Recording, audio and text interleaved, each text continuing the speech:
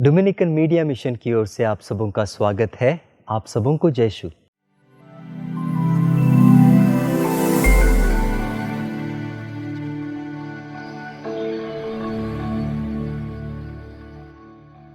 क्रिस्त में मेरे प्यारे भाइयों और बहनों, मैं चाहता हूं कि आज के सुसमाचार में आप मेरे साथ में कल्पना करें। कल्पना कीजिए कि प्रभु यीशु के उस नाव में, जिस नाव में शिष्यगण बैठे हुए थे, किस तरह समुद्र की लहरें नाव से टकरा रही है, किस तरह नाव आंधी और तूफान के बीच जूझ रही है, किस प्रकार एक कोने में प्रभु यीशु चैन की नींद सो रहे हैं। आप क्या सोचते हैं, क्या प्रभु यीशु सचमुच में सो रहे थे? वचन क्या कहता है? स्तोत्र ग्रंथ 121 पद संख्या 4 में प्रभु कहते हैं, इस्राएल का रक्षक न तो सोता है और न वह झपकी लेता है, वह साए की तरह तुम्हारे दाहिने विराजमान है। प्रभु कहता है वह साए की तरह तुम्हारे दाहिने विराजमान है। हमारा जीवन भी उसी डूबती हुई नैया की तरह है। हमारा आध्यात्मिक जीवन उस डूबती हुई नैया की तरह है, जिसका खेवनहार, जिसका नाविक स्वयं प्रभु यीशु है। मेरे प्यारे भाइयों और बहनों, हमारे जीवन में भी ठीक उसी प्रकार की अवस्था आएगी जब हमें ऐसा लगेगा कि प्रभु हमें जवाब नहीं दे रहा, प्रभु हमें नहीं बचा रहा, प्रभु हमें हमारे संकटों से नहीं उबार रहा।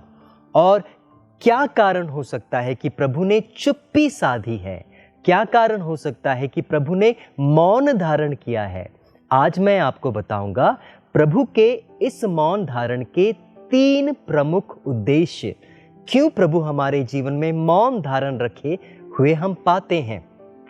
सबसे पहला उद्देश्य, प्रभु का मौन धारण प्रभु की अनुपस्थिति नहीं है।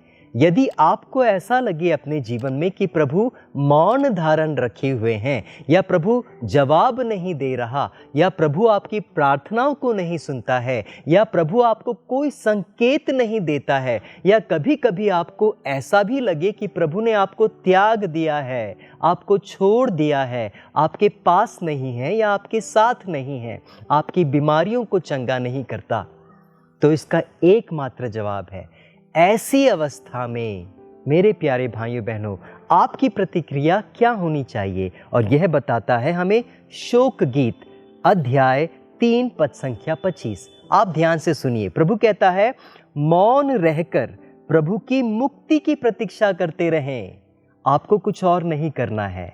विश्वास के डोर को पकड़कर, धैर्य के डोर को पकड़कर मौन धारण कर मुक्ति की प्रतीक्षा करते रहें। प्रभु आपको सदा के लिए नहीं त्यागेगा, ऐसा प्रभु का वचन कहता है, और अपनी अपार अनुकंपा के साथ वह आप पर दया दिखाएगा।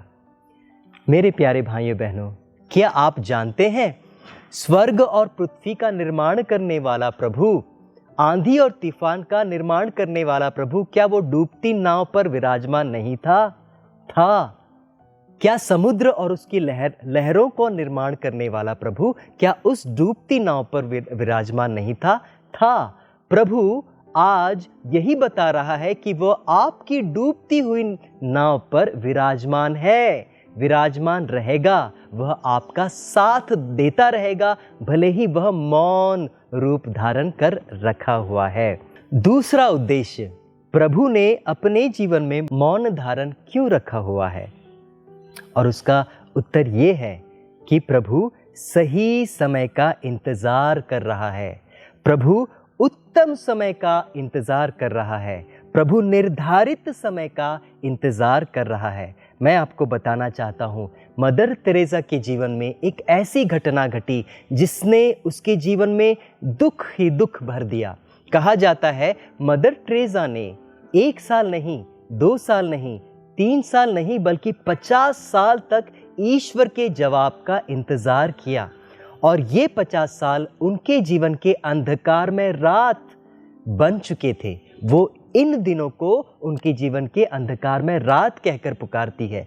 इतना ही नहीं, ये दिन उनके जीवन में इतने दुखित साबित हुए कि वो कहती है कि ईश्वर, मुझे लगता था कि ईश्वर मुझे नहीं प्यार करता, इतना ही नहीं, वो अपने दुख की तुलना नरक में तड़पती आत्मा के साथ करती है। और इतना ही नहीं मेरे प्यारे भाइयों बहनों, मदर टेरेसा कहती है कि मेरे लिए तो स्वर्ग का द्वार भी बंद हो गया था, ऐसा दुख मैंने महसूस किया। आइए वचन क्या कहता है, हम उसे सुने। उपदेशक ग्रंथ अध्याय 8 पद संख्या 6, प्रभु कहता है, हर काम का उपयुक्त समय होता है और ढंग होता है। भले ही यह मनुष्य के लिए बेहद दुखित समय हो, भले ही वह अपना भविष्य न जान पाए, पर हर काम का उपयुक्त समय और ढंग होता है। आप ये न बोले कि ईश्वर मेरे प्रश्नों का जवाब क्यों नहीं दे रहा, ईश्वर मेरे प्रार्थना क्यों नहीं सुन रहा। ईश्वर ज़रूर सुनेगा, ईश्वर ज़रूर उत्तर देगा, क्योंकि ईश्वर का समय मुझसे अलग है, ईश्वर का तरीका मेरे तरीके से बिल्कुल अलग है। ख्रिस्त में प्यारे भाइयों बहनों, प्रभु के मौन धारण करने के पीछे जो तीसरा उद्देश्य है वो ये है कि प्रभु निष्क्रिय नहीं बैठा है, प्रभु बेकार नहीं बैठा है। जब हम पाते हैं कि ईश्वर की ओर से कोई जवाब नहीं आ रहा, ईश्वर मेरी प्रार्थनाओं को नहीं सुन रहा, और यदि मैं सोचूं कि ईश्वर मेरे जीवन में सो रहा है, ऐसा नहीं है, बल्कि ईश्वर अब भी मेरे जीवन में कार्यरत है, ईश्वर मेरे जीवन में काम कर रहा है। इतना ही नहीं, वचन को ध्यान से सुनिए।